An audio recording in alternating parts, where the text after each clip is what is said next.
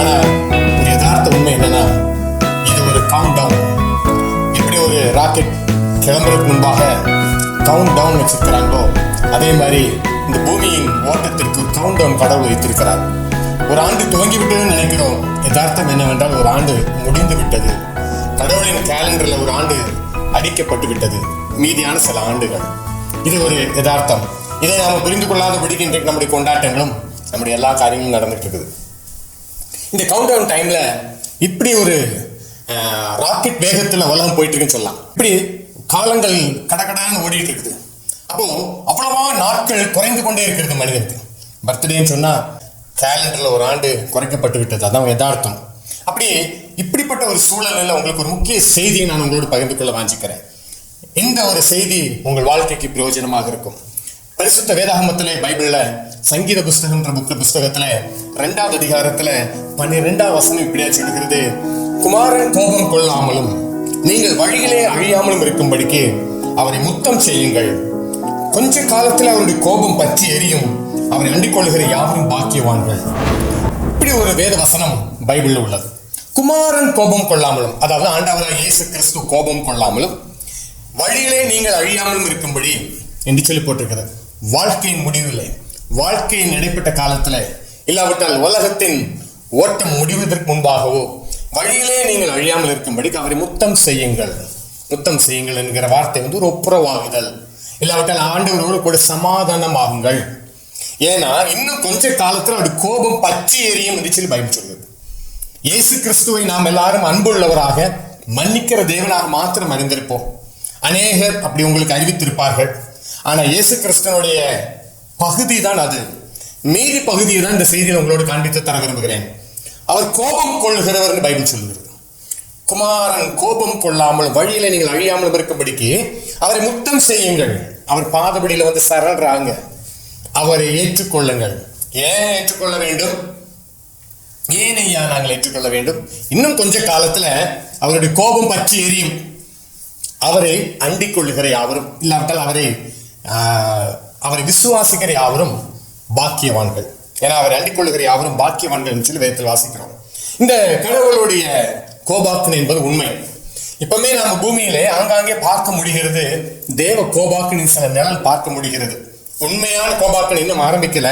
கோபாக்கினின் ஒரு நிழல் தான். ஆங்காங்கே பெரிய பெரிய அழிவுகள், நாசங்கள், மோசங்கள், யுத்தங்கள், பெரு வெள்ளங்கள், நினைச்சு பார்க்க முடியாத மழை வெள்ளங்கள், மேக வெடிப்புகள், இப்படி எங்கு பார்த்தாலும் ஒரு பக்கம் நல்லா தெரியுது கடவுளின் கோபாக்கினின் ஒரு நிழல். இது நிஜம் அல்ல. நிழலே நம்மளால தாங்க முடியலன்னா நிஜத்தை நம்மளால தாங்க முடியாது அருமையானவர்களே. ஆகையால் தான் அந்த செய்தி உங்களோடு பேசிக் கொண்டிருக்கிறோம். கடவுள் கோபம் கொள்ளுகிறவர். மனுஷன் எப்படி வாழ்கிறான், இந்த பூமியில் அவன் எப்படிப்பட்ட ஒரு வாழ்க்கையை வாழ்ந்து கொண்டிருக்கிறான், அவன் என்ன செய்கிறான், எப்படி இருக்கிறான் எல்லாம் அவர் பார்க்கிறார். அவருக்கு கோபம் உண்டு. ஏன்னா அவர் இப்படிப்பட்ட ஒரு சமூகத்தை அவர் எதிர்பார்க்கவே கிடையாது.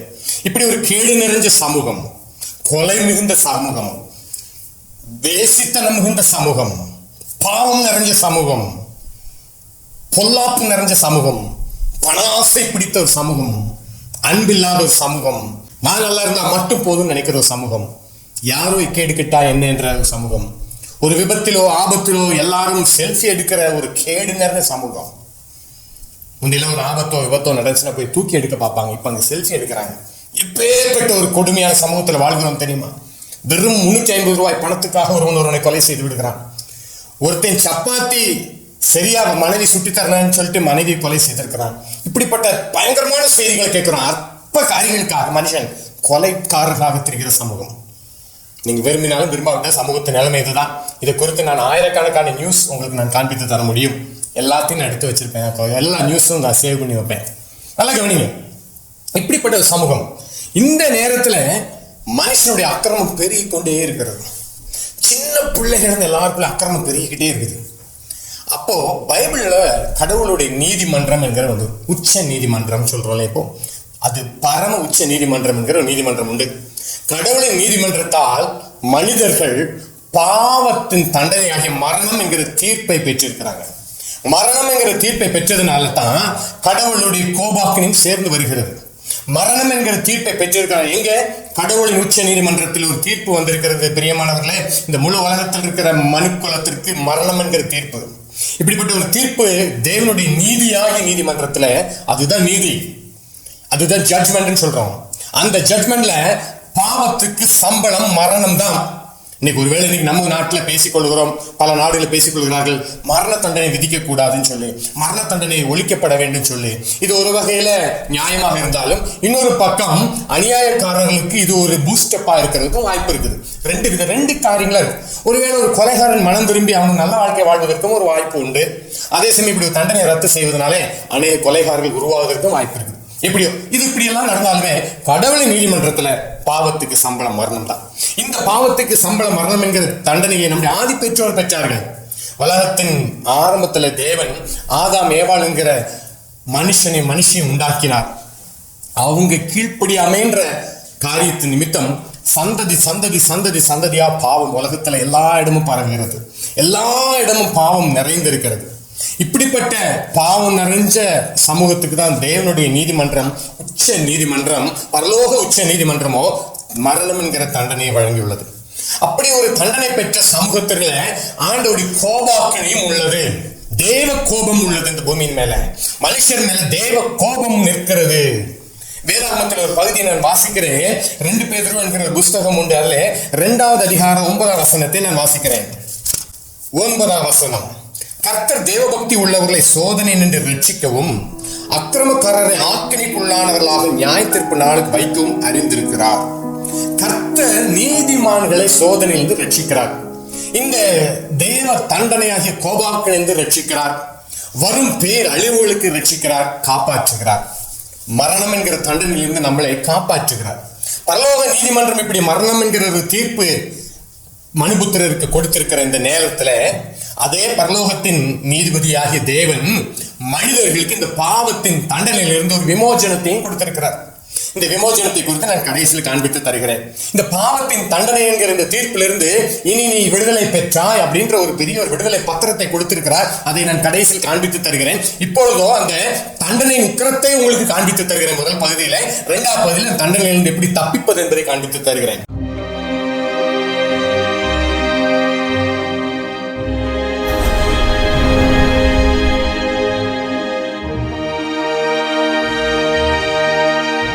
இந்த தண்டனை உக்கிரத்தை காண்பித்து தருகிறேன். கர்த்தர் தேவபக்தி உள்ளவர்களை சோதனையிலிருந்து ரட்சிக்கிறார். அதே சமயம் அக்கிரமக்காரர்களை, யார் அக்கிரமக்காரர்கள்? இதுதான் இன்றைய சமூகம், நீங்கள் நானும் தான். நாம் நம்முடைய மனதும் மாம்சம் விரும்பினபடி வாழ்கிறோம் அல்லவா? பாவ இச்சையிலும் கண்களின் இச்சைகளிலும் நம்முடைய மனம் போலும் போக்கிலும் வாழ்ந்து கொண்டிருக்கிற நாமே தான் அக்கிரமக்காரர்கள். பைபிள் சொல்லுது அக்கிரமக்காரர்களை ஆக்கினைக்குள்ளானவர்களாக நியாய தீர்ப்பு நாளுக்கு வைக்கவும் அறிந்திருக்கிறார். நியாய தீர்ப்பு நாள்ல தண்டனை இருக்கு, அது வரைக்கும் அவங்களுக்கு ஆக்கினைக்குள்ளாக வைத்திருக்கிறார். சில நேரம் சொல்லுவாங்க, ஏன் தான் பிறந்தோமோ, ஏன் தான் இந்த பூமியில கடவுள் கண்ணு இல்லையா, என்னதான் நடக்குது எங்களை சுற்றி? ஒரு வருஷம் தொடங்கணும், ஒரு புதிய எதிர்பார்ப்பு வருதா? 2 வருஷத்துல எங்களுக்கு ஒரு விமோசனம் கிடைக்காதா? ஒரு புது வருஷம் வருது, புதிய ஒரு மாற்றம் வராதா? இல்ல, இந்த மாற்றத்துக்கான வழி, இந்த செய்தியை முழுமையா நீங்க பாருங்கள், நிச்சயம் நீங்க மாற்றத்தை பெறுவீங்க. நீங்க எதிர்பார்க்கிற ஒரு வாழ்க்கை உங்களுக்கு நிச்சயம் உண்டு. ஆனா இந்த செய்தியை நீங்கள் கவனமா கேளுங்க. அப்போ அக்கிரமக்காரர்களை ஆக்கினைக்குள்ளாக தேவன் வைத்திருக்கிறார். அதோடு கூட நியாய தீர்ப்பு நாளுக்காக வைத்திருக்கிறார்.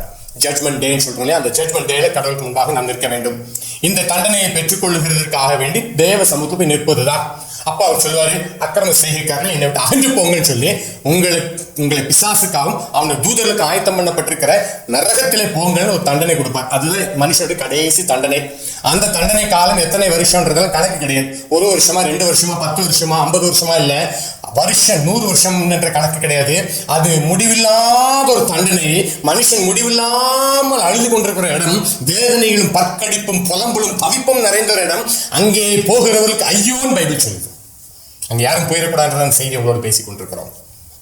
ஒரு நாள் செல்போன்ல உங்களுக்கு பலவிதமான காலியாட்டுகளும் பலவிதமான என்டர்டெயின்மெண்ட் இருந்தாலுமே உங்கள் வாழ்க்கைக்கு அதெல்லாம் பிரயோஜனப்படாது. இந்த செய்தியை நீங்கள் கேளுங்க.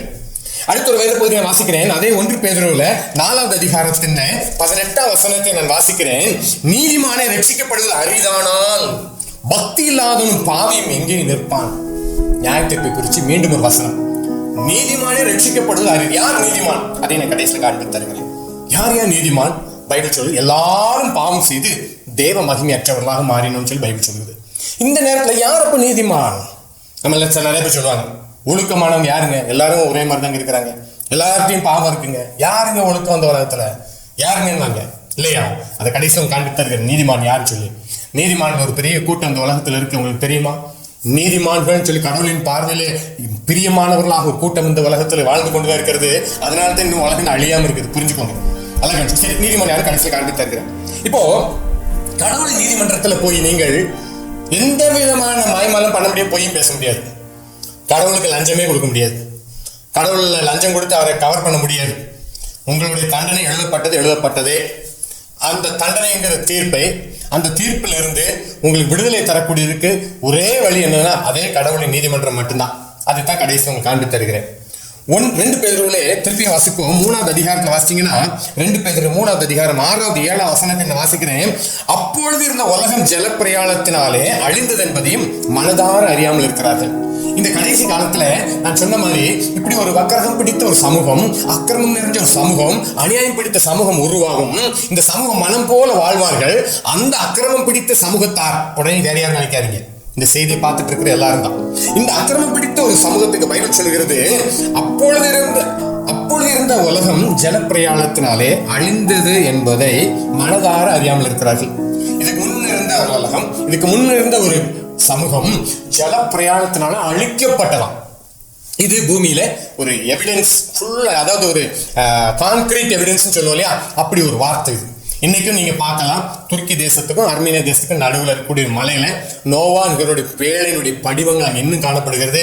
நீங்க இன்டர்நெட்ல போய் நீங்க சர்ச் பண்ணி பார்க்கலாம், நோவாஸ் ஆர்க்னு சொல்லி அடிச்சு பாருங்க. ஆனா இப்படி அந்த இதுக்கு முன்பாக இருந்த ஒரு சமூகம் முழுவதும் அழிக்கப்பட்டது பைபிள் சொல்லுது. அதோட மாத்திரம் இல்ல, இங்க நம்ம என்ன வாசிக்கிறோம்னா, இப்பொழுது இப்ப இருக்கிற வானங்களும் பூமியும் அந்த வார்த்தையினாலே அக்கினிக்கு இரையாக வைக்கப்பட்டிருக்குன்னு போது கடவுள் அப்படி ஒரு அக்கினிக்கு இரையாக இந்த பூமி வைத்திருக்கிறார்.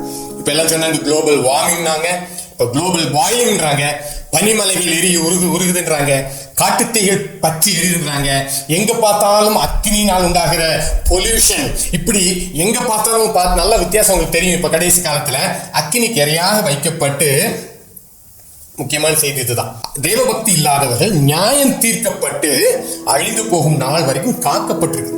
இப்ப ஏன் இந்த உலகம் காக்கப்பட்டிருக்குன்னா, ஆண்டவர் தேவபக்தி இல்லாதவர்களே ஒரு நாள் நியாயம் தீர்க்க போகிறார். தேவபக்தி இல்லாதவர்கள் நியாயம் தீர்க்கப்பட்டு, வேதம் சொல்லுகிறது தேவபக்தி, நம்ம மனசுக்கு வந்த தேவபக்தி எல்லாம் கிடையாது. தேவபக்தி இல்லாதவர்கள் நியாயம் தீர்க்கப்பட்டு அழிந்து போகும் நாள் என்று சொல்லி பைபிள் சொல்கிறது. கடவுளின் நீதிமன்றத்தில் பாவத்தின் சம்பளம் மரணம் என்கிற தீர்ப்பு பெற்றிருக்கிற சமூகத்திற்கு இதெல்லாம் தான் வேதம் காண்பித்து தருகிற முக்கியமான பகுதிகள். இதெல்லாம் நீங்கள் புரிந்து கொள்ள வேண்டும், அறிந்து கொள்ள வேண்டும். இதெல்லாம் நம்மை நடுங்கச் செய்கிற காரியங்கள். இவைகளை நாம் அறிந்திருப்போமானால் கோபாக்கினைக்கு தப்பிக்கொள்ள முடியும். பைபிள்ல எபிரேயர்ங்கிற புஸ்தகம் உண்டு. அதில் 12வது அதிகாரத்துல 25வது வசனத்திலிருந்து நான் வாசிக்கிறேன். பேசுகிறவருக்கு நீங்கள் செவி கொடுக்க மாட்டோம் என்று விலகாதபடி எச்சரிக்கை இருங்கள். ஏனெனில் பூமியில பேசினவருக்கு செவி கொடுக்க மாட்டோம் என்று விலகினவர் தப்பி போகாமல் இருக்க, பரலோகத்திலிருந்து பேசுகிறவரை விட்டு விலகினால் எப்படி தப்பி போவோம்? இதுக்கு முன்பாக கடவுள் பூமியில மனிதர் மூலமா பேசினார். இப்பொழுதோ தானே பேசுகிறார். மனுஷர்களே மனம் திரும்புங்கள், பரலோக ராஜ்யம் சமீபத்திருக்கிறன்னு சொல்லி ஆண்டவர் இயேசு கிறிஸ்து பிரசங்கம் பண்ணினார். ஆனா பைபிள் சொல்லுது பேசுகிறவன் போட்டு, பேசுகிறவருக்கு செவி கொடுக்க மாட்டோம் என்று விலகாதபடி எச்சரிக்கை. ஏன்னா மனம் திரும்புங்கள், பரலோக ராஜ்யம் சமீபத்திற்கு அவர் கொண்டு கொடுத்ததோ விடுதலையின் சீட்டு, விடுதலையின் பத்திரத்தின் வழி. அந்த மரண தண்டனையாகிய உச்ச நீதிமன்றம், பரலோக உச்ச நீதிமன்றத்தினுடைய அந்த மரண தண்டனைங்கிற தீர்ப்பை பெற்று ஆயுள் கைதியாகவும் மரண கைதியாகவும் இருந்து கொண்டிருக்கிற இந்த சமூகத்துக்கு ஆண்டவர் இயேசு கிறிஸ்து அந்த விமோசனத்தின் வழியை காட்டி தந்தார். விமோசனத்தின் வழியை காட்டி தருகிறார். மனம் திரும்புங்கள், பரலோக ராஜ்யம் சமீபத்திற்கு சொன்னதான் பேசுகிறவருக்கு செவி கொடுக்க மாட்டோம் என்று விலகாதபடி எச்சரிக்கையாருங்கள். ஏன்னா பூமியில பேசினவருக்கு செவி கொடுக்க மாட்டோம் என்று விலகினவர் தப்பி போகாமல் இருக்க, பரலோகத்தில் பேசுகிறவர் இயேசு கிறிஸ்து. பரலோகத்தில் பேசுகிறது நீங்கள் செவி கொடுக்க மாட்டோம் என்றால் எப்படி தப்பித்துக் கொள்வீர்கள்? அவர் மாத்திரமல்ல, அவருடைய சத்தம் அப்பொழுது பூமியை அசைய பண்ணிச்சு. இன்னும் ஒரு தடவை நான் பூமியை மாத்திரமல்ல வானத்தையும் அசைய பண்ணுவேன் என்று இப்பொழுது வாக்குத்தத்தம் செய்திருக்கிறார். பிராமிஸ் போட்டு பைபிள் வாக்குத்தத்தம் செய்து என்ன வாக்குத்தத்தம் செய்திருக்கிறார்? இனி நான் வானத்தையும் அதிர பண்ணுவேன். இப்ப பூமியை அதிர பண்ணிட்டு இருக்கிறார். அங்கங்கே தெரியுது, நல்லா தெரியுது. ஏதோ தேவன் தன்னுடைய கரத்தை கொஞ்சம் எடுத்த மாதிரி தெரியுது. அவருடைய கோபாக்கினை நிலம் தெரிகிறது. இதோடு நான் மாத்திரம் இல்லை, வானத்தையும் அதிர பண்ணுவேன், வான மண்டலங்களை அதிர பண்ணுவேன். விண்வெளியை குறித்து கொஞ்சம் செய்திகளை நீங்கள் கேட்பீர்களானா நல்லா இருக்கும். அண்ட சராசரம் எப்படிப்பட்டது, அங்க இருக்கக்கூடிய யுகங்கள், கோள்கள் மற்றும் அங்க இருக்கிற ஒவ்வொரு கேலக்சிஸ், அப்படி இருக்கிற ஒவ்வொரு காரியங்களும் அறிந்து கொண்டா நல்லா இருக்கும். அதெல்லாம் அதிர பண்ணினார்னா ஒன்றும் தாங்காது, எதுவும் தாங்காது. அதனால தான் உங்களுக்கு ஆண்டவர் மீண்டும் மீண்டும் வாய்ப்பை கொடுக்கிறார். ஆண்டவர் மீண்டும் மீண்டும் வாய்ப்பை கொடுத்துட்டு இருக்கிறார். பைபிள் ரோமர் என்கிற புத்தகத்தில் 2வது அதிகாரத்தின் 8வது வசனத்தை நான் வாசிக்கிறேன். சத்தியத்திற்கு கீழ்ப்படியாமல் அநியாயத்திற்கு கீழ்ப்படிந்திருக்கிறவர்களுக்கோ உக்கிர கோபாக்கனை வரும். உக்கிர கோபாக்கனை, என்ன கோபாக்கனைன்னு பார்த்தோமையா? கோபாக்கனைன்றது பயங்கரமான வார்த்தை. இங்க போட்டிருக்குது சத்தியத்துக்கு கீழ்ப்படியாமல் அநியாயத்துக்கு கீழ்ப்படுகிறவர்கள். அநியாயத்துக்கு கீழ்ப்படுகிறவர்களுக்கு உக்கிர கோபாக்கனை வரும்னு போட்டிருக்கு. அந்த பரலோக உச்ச நீதிமன்றத்தின் தண்டனை சாதாரண தண்டனை இல்லை. நீங்க வாழ்ந்துட்டு இருக்க நேரத்தில் நீங்கள் ஒரு ஆயுள் கைதின் தண்டனை அனுபவிச்சுட்டு இருக்கிறீங்க. நரகத்தின் நிழல் உங்கள் மீது இருக்கிறது. பாதாளத்தின் வல்லமை வாழ்க்கையில கிரியை செய்துட்டு இருக்கு. இப்படிப்பட்ட சூழ்நிலையிலிருந்து நீங்க தேவனுடைய விடுதலை பத்திரத்தை பெற்றுக்கொள்ளும் நடக்கிற காரியம் எத்தனை அற்புதமானது என்பதை கடைசியில் காண்பித்து தருகிறேன். ஆனா சத்தியத்துக்கு கீழ்ப்படியாமல் அநியாயத்துக்கு கீழ்ப்படுகிறவர்களுக்கு, அக்கிரமத்துக்கு கீழ்ப்படுகிறாங்க, பொய்க்கு கீழ்ப்படுகிறாங்க, மாய்க்கு கீழ்ப்படுகிறாங்க, கடவுளின் வழி அல்லாத வேற எந்த வழிக்கும் கீழ்ப்படுகிறார்கள். ஆனா கடவுளுடைய வழிக்கு வரமாட்டேங்கிறாங்க. ஆனா சத்தியத்துக்கு கீழ்ப்படியாத ஒரு உக்கிர கோபாக்கனை வரும் பைபிள் சொல்லுவோம். யாரா இருந்தாலும் சரி, ஒருவேளை இந்த பைபிளை தூக்கிட்டாலும் தப்பிச்சிடலாமா? அப்படிலாம் கிடையாது. பைபிளை தூக்கினவங்களும் தப்பிக்க முடியாது. ஒருவேளை நீங்க இங்க பைபிளை தூக்கிட்டு சர்ச்சுக்கு போறவங்க தான் சொல்றேன், உங்களுக்கும் சொல்லுகிறேன், நீங்க பைபிளை தூக்கி சர்ச்சுக்கு போறதாலும் தப்பிக்க முடியாது. அந்த கடைசியில் இந்த ஆண்டோட மீட்பின் திட்டத்தை உங்களுக்கு காண்பித்து தருகிறேன். விடுதலை பத்திரம் உங்களுக்கு இருக்குதா? அந்த பெயில் ஆர்டர் உங்களுக்கு இருக்குதா? விடுதலையாக்கப்பட்டிருக்கிற அந்த பெயில் ஆர்டர், ஜாமீன் கையெழுத்து உங்களுக்கு இருக்குதா? இதெல்லாம் ஏன் சொல்றேன், இப்ப நமக்கு இருக்கிற அடிக்கடி நமக்கு வர செய்திகள்ல இந்த வார்த்தைகள் தான் ஜாஸ்தி உபயோகப்படுத்தப்படுகிறது. ஜாமீன் கிடைக்கவில்லை, பெயில் கிடைக்கவில்லை, பெயிலுக்காக முயற்சி பண்ணினார், சிறை தண்டனை, இப்படிப்பட்ட நிறைய நியூஸ் வரனால நான் அதை வச்சு இந்த செய்தி நான் பேசிட்டு இருக்கிறேன். சரி, வெளிப்படுத்த 6வது அதிகாரம் 17வது வசனத்தில் இப்படியே முடிகிறது. அவருடைய கோபாக்கனை நாள் வந்து விட்டது, யார் நிலை நிற்கக்கூடும்? Who can stand? யார் நிற்க முடியும்? ஏன் முடியாது. அதுக்கு 6வது அதிகாரத்தை வெளிப்படுத்த 6வது அதிகாரத்தில் வாசிங்கன்னா பெரிய பெரிய ஆளுகள் நடுங்குவாங்க, பூமியின் ராஜாக்கள் நடுங்கி நிற்பாங்க, பெரிய சர்வாதிகாரிகள் நடுங்கி நிற்பாங்க, ராணுவ அதிகாரிகள் நடுங்கி நிற்பாங்க. பெரிய பெரிய கடவுளின் நாள் யார் நிலை இருக்கக்கூடும்? இன்னைக்கு சும்மா கடவுளுடைய பெயில் ஆர்டர் வந்திருக்குன்னு போய் சொன்னா ஏற்றுக்கொள்ள மாட்டேங்கிறாங்க, உங்க ஏன்றாங்க. கடவுளுடைய பெயில் ஆர்டர் ரெடி ஆயிடுச்சு, யாரெல்லாம் போய் அவர்கிட்ட போய் நின்று கையெழுத்து போட அந்த பெயில் ஆர்டர், அந்த ஜாமீனை நீங்கள் வாங்கிட்டு வரீங்களோ உங்க எல்லாருக்கும் விடுதலை உண்டுன்னு சொல்லி நான் சொன்னா அதை ஏற்றுக்கொள்ள மனமில்லை. ஒன்றும் செய்ய முடியாது. கேட்பதற்கு காதுள்ளவர்கள் கேட்க கடவுள். எல்லாத்துக்கும் போட்டிருக்குது குமாரன் கோபம் கொள்ளாமல். ஏன்னா மனுஷங்களுக்கு பரலோக உச்ச நீதிமன்றத்தில் ஒரு தண்டனை, உறுதிப்படுத்தப்பட்ட தண்டனை உண்டு, மரணம். சரீர மரணம் மாத்திரமல்ல, ஆத்மா மரணம். நீங்கள் அப்படின்றது உங்க சரீரம் அல்ல, உங்க ஆத்மா. நீங்க என்ன சரீரமாகி வாடகை வீட்டில் குடியிருக்கிறீங்க, அவ்வளவுதான். நீங்க நிஜம் இந்த வாடகை வீடாகி சரீரத்தில் குடியிருக்கிறீங்க கொஞ்ச காலம். ஒரு நாள் இந்த வாடகை வீட்டை காலி பண்ணி தான் ஆகணும்.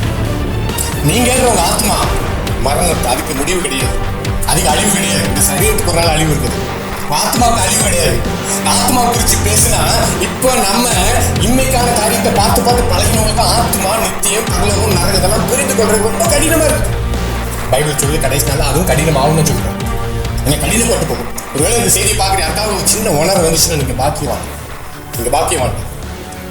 ஆனா இப்படிப்பட்ட ஒரு நேரத்துல வேத வசனம் நமக்கு அந்த பெயில் ஆர்டரை குறித்து காண்பித்து தருகிறதுக்கு முன்பாக, இந்த விடுதலை பத்திரத்தை குறித்து காண்பித்து தருகிறதுக்கு முன்பாக, இந்த யதார்த்த நிலைமை, கடவுளுடைய அந்த திட்டம் என்னது?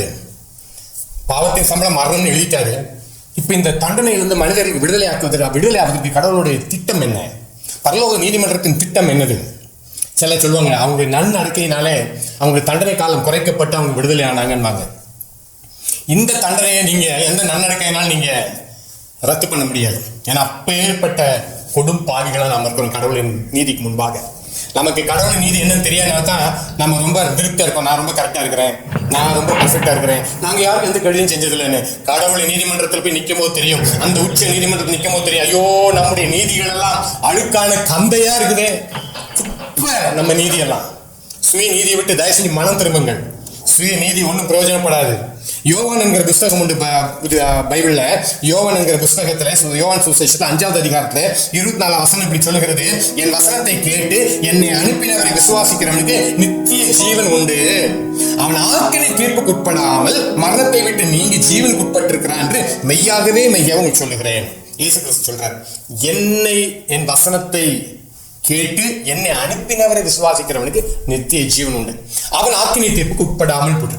அப்ப இயேசு கிறிஸ்துவை விசுவாசிக்கும் பொழுது அந்த ஆக்கினை தீர்ப்புக்கு உட்படாமல் மரணத்தை விட்டு நீங்கி நம்ம ஜீவனுக்கு உட்பட்டிருக்கிறோம். என்ன அழகான காட்சியா! சிலுவை என்பது விசேஷம். சிலுவையில் இயேசு கிறிஸ்து செய்த தியாக பலி என்பது விசேஷம் ஐயா, விசேஷம். அதை கண்கள் இருந்தும் நாம் அறியாமல் இருக்கிறது பெரிய வேதனை.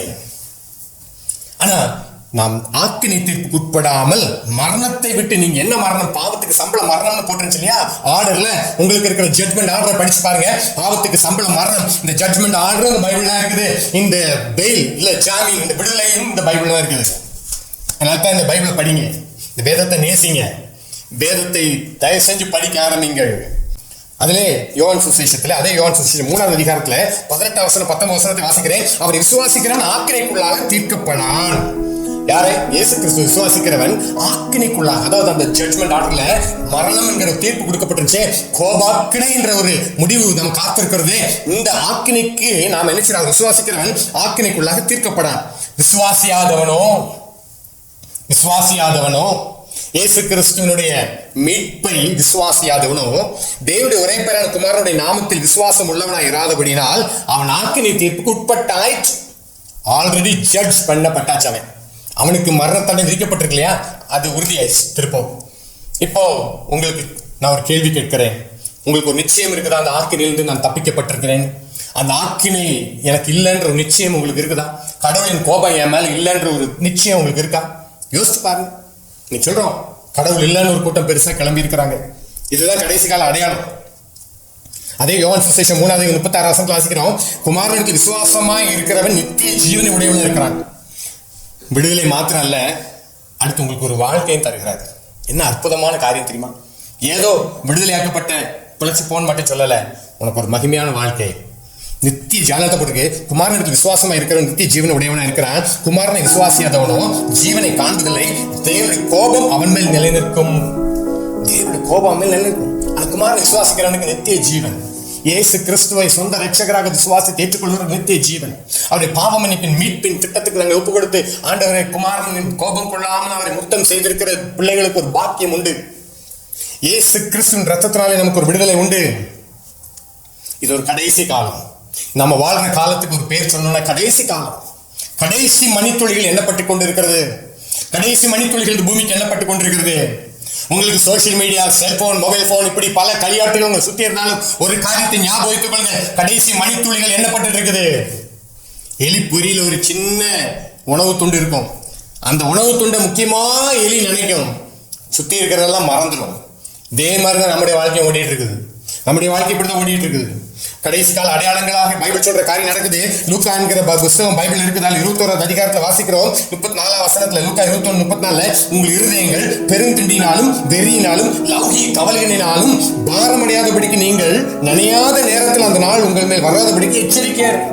லௌகீக கவலைகள் மட்டுமல்ல, பெருந்திண்டி, அதாவது பைபிள போட்டு களியாட்டுகள், இல்லைன்னா நமக்கு செல்ஃப் என்டர்டைன்மெண்ட் சொல்றோம். இப்படி நாமளே களியாட்டுகள். என்னதான் களியாட்டுகளை முடிச்சுட்டு வரலாம், திருப்பி அதே கவலை தான், அதே வேதனை தான், அதே வருத்தம் தான். அதனால எல்லாம் அங்க என்னென்னமோ களியாட்டுகள், சினிமா, சீரியல், அது தயவு அதெல்லாம் உங்களுக்கு வேதனையை தான் கடைசியில் கொடுக்கும். வாழ்க்கையில் விடுதலை தராது, விடுதலை தராது. நீங்க நல்லா கவனிச்சுக்கோங்க. ஆனா அந்த நாள் உங்கள் மேல் நினையாத நேரத்தில் வராதபடிக்கும். எந்த நாள்? கடவுளுடைய தீர்ப்பு நிறைவேறக்கூடிய நாள். பாவத்தை சம்பளம் மரணம் அப்படின்னு போட்டிருக்குது. கோபாக்கினை நாள்னு ஒரு நாள் நியமிக்கப்பட்டிருக்குது.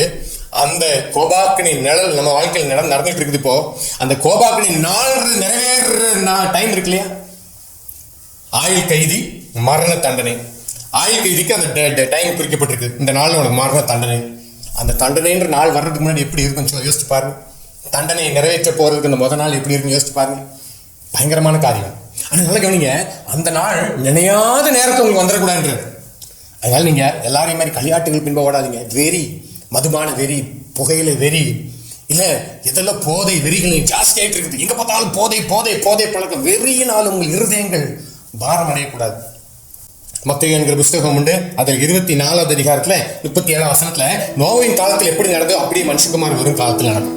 நோவா காலத்துல என்ன நடந்ததுன்னா, நோவா காலத்துல மனுஷங்க பாவத்தை கரைத்து குடிச்சாங்க. எப்படின்னா, ஆண் ஆணோட, பெண் பெண்ணோட. இது ஒரு கடவுளுக்கு விரோதமான பயங்கரமான பாவம். இப்ப நல்லா கவனிங்க, இந்த 21ஆம் நூற்றாண்டுல இந்த ஒரு கூட்டம் பயங்கரமா எழும்பி வருது. எழும்பி வருது மாத்திரம் அவங்களுக்கு முழு உரிமை வருகிறது. அவங்க அக்கிரம சிந்தையில் நிரம்பி நிற்கிறாங்க. கடைசி காலத்துல பிள்ளை இல்லாம இருக்கிற மலடிகள் பாக்கியவதிகள் சொல்றாங்க. ஏன்னா இப்போ ஒரு கொடுமையான காலம் ஐயா. சந்ததிகள் எல்லாம் கெட்டு குட்டிச்சு அடைய கிடக்குது. ஆணோட பெண்ணோட நோவா காலத்துல அப்படிதான் இருந்துச்சு. பூமி எல்லாம் அப்படி இருந்துச்சு. இப்ப பாத்தீங்கன்னா அந்த அழிவுக்கு நேரம் பூமி போயிட்டு இருக்கனால என்னவோ தெரியல, திரும்பவும் அந்த கூட்டம் எழுப்பி வந்திருக்கிறாங்க. ஆணோட பெண்ணோட பெண் அவங்க எல்லா இடத்துல அவங்க ஃபுல் பவர்ஃபுல்லா இருக்கிறாங்க. கவர்மெண்டோடைய ஆதரவு அவங்களுக்கு நிறைய நாடுகள் இருக்குது. ஏன் பைபிளை தூக்குற சர்ச்சுகள் சொல்றாங்க இல்லையா, கள்ள குகையா இருக்கிற சர்ச்சுகளே அவங்களுக்கு ஆதரவு தெரிவிக்கிறாங்க. ஏன்னா அந்த சர்ச்சுகள் வெளியே பேரு, உள்ளேயோ கள்ளர்கள் உட்கார்ந்துட்டு இருக்கிறனால. நல்ல கவனிங்க, இப்ப இந்த கூட்டம் பெருகி இருக்கிறது. இப்ப புதுசா என்னதுன்னா, சின்ன பிள்ளைகளை பார்த்து நீ பையன் நீ பிள்ளைன்னு நீங்க சொல்லக்கூடாதா. எப்படி ஒரு கொடுமையான காலம் தெரியுமா?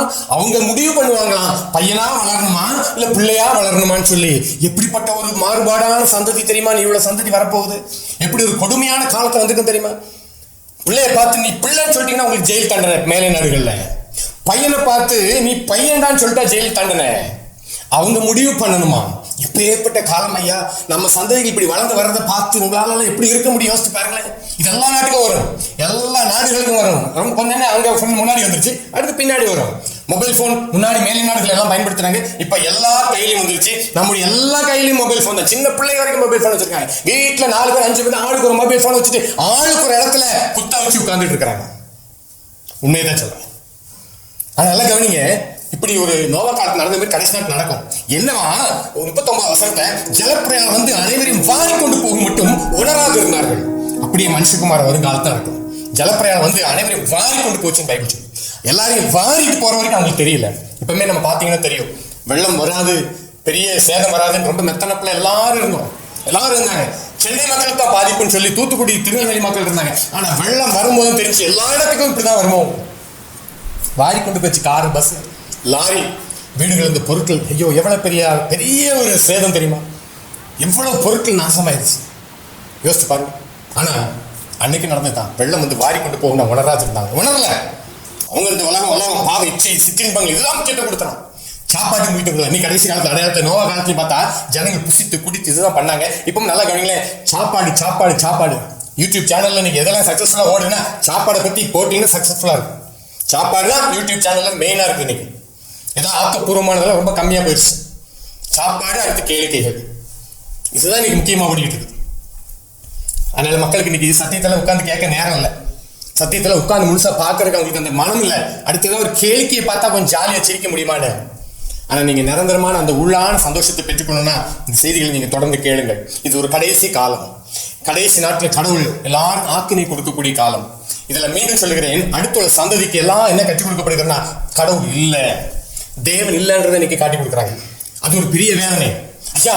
உலகத்தை உண்டாக்கின சிருஷ்டிகருக்கு விரோதமாக உலகம் சரி பெருமா பாதகம் என்னன்னா கடவுள் ஒருத்தர் கிடையாது. ரோட்ல அழகழகா கார் போகுது, விதவிதமா கார் போகுது. உங்களை கூப்பிட்டு நான் சொல்றேன், இது இரும்பு குப்பையெல்லாம் நல்லா சுத்தி ஒரு நாள் திடீர்னு பூமி காரா மாறிடுச்சுன்னா நம்ப முடியுமா?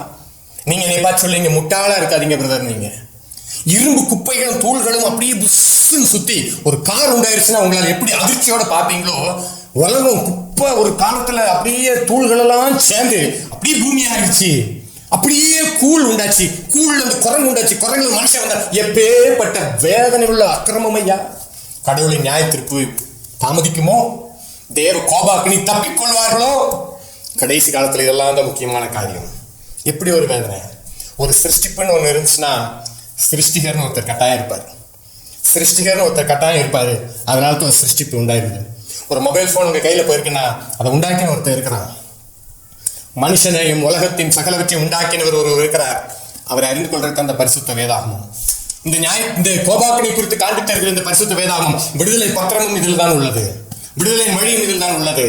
கடைசி அந்த விடுதலை சொல்லி உங்களுக்கு நான் முடிக்க வாஞ்சிக்கிறேன்.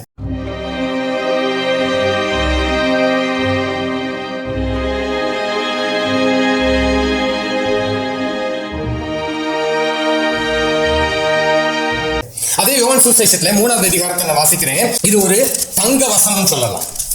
யோவான் சுவிசேஷம் 3:16 ஒரு தங்க வசனம் சொல்லலாம். ஏன்னா தேவன் தம்முடைய ஒரே பேரான குமாரனை விசுவாசிக்கிறவன் எவனோ அவன் கெட்டு போகாமல், அதாவது அந்த ஆக்கினை ஆகிய தண்டனையில அவன் சிக்கி அழிந்து விடாமல், கெட்டு போகாமல் நித்திய ஜீவனை அடையும்படிக்கு அவரை, அதாவது இயேசு கிறிஸ்துவை தந்ததிலே இவ்வளவாய் உலகத்தில் அன்பு கூர்ந்தார் தேவன். சிருஷ்டிகர் என்ன செஞ்சானா, மனுஷங்களுடைய பாவத்தினால் அவருடைய நீதிமன்றத்துல மரணம் என்கிற தீர்ப்பு வழங்கப்பட்டு கோபாக்கினை என்கிற ஆக்கினைன்ற காரியத்துக்கு நியமிக்கப்பட்ட மனுஷங்களுக்கோ அவருடைய குமாரனா இயேசுவை பூமிக்கு அனுப்புகிறார். என்னத்துக்காகனா, ஒரே ஒரு பிராயச்சித்த பலியா மனுஷன் எந்த பாவத்துக்காக தண்டனை பெற்றானோ அந்த பாவத்தை எல்லாம் அவர் தன் மீது ஏற்றுக்கொண்டு சிலுவையில மரித்து அடக்கம் பண்ணப்பட்டு 3ஆம் நாள் உயிர் தெழுந்து மனுஷங்களுக்கு விடுதலையே கூறியிருக்கிறார். எல்லாருக்கும் விடுதலை கூறியிருக்கிறார்.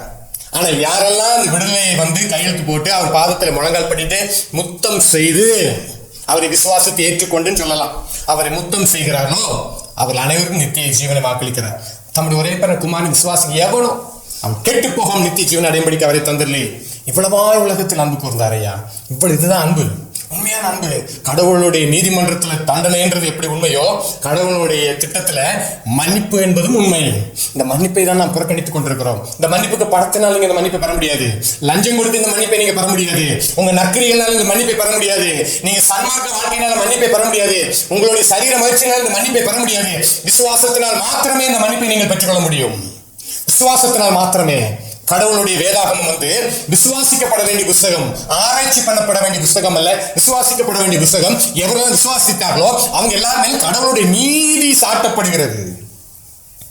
ரோமர் என்கிற புஸ்தகத்திலே 10வது அதிகாரத்திலே 11ஆம் வசனத்தை நான் வாசிக்கிறேன். ரோமர் 10வது அதிகாரம் 11ஆம் வசனத்துல வாசிக்கிறோம், அவரை விசுவாசிக்கிறவன் எவனோ அவன் வெட்கப்படுவதில்லை என்று வேதம் சொல்லுங்க. நீங்க வெட்கப்பட மாட்டீங்க. நியாய தீர்ப்பு நாள் வருதுன்னு வெட்கப்பட்டு போக மாட்டீங்க. உங்களுக்கு பிரதிபலன் கொடுக்கிற நாளா அது மாறிடும். நீங்க ஆண்டவருக்கு பயந்து ஆண்டோடைய வழியில் நடக்க ஆரம்பிக்கும் போது நீங்க பிரதிபலனை பெற்றுக்கொள்கிற நாளா இருக்கும், தண்டனையை பெற்றுக்கொள்கிற நாளா இருக்காது. ஆனா அவர் விசுவாசிக்கிறவர்கள் எவரும் வெட்கப்பட்டு போவதே கிடையாது. வெட்கப்பட்டு போகாத ஒரு வாழ்க்கை ஆண்டு தருகிறார், வாக்கு தருகிறார். ரோமர் 5வது அதிகாரத்தின் 8வது 9வது வசனத்தை வாசித்து முடிக்க போகிறேன். நல்ல கவனிங்கள். நாம் பாவிகளா இருக்கையில் கிறிஸ்து நமக்காக மரித்ததினாலே தேவன் நம்மை வைத்த தமது அன்பை விளங்க பண்ணுகிறார். இப்படி நாம் அவருடைய இரத்தத்தினாலே நீதிமான்கள் ஆக்கப்பட்டிருக்க கோபாக்கினைக்கு நீங்களாக அவராலே நாம் ரட்சிக்கப்படுவது அதிக நிச்சயமாமே.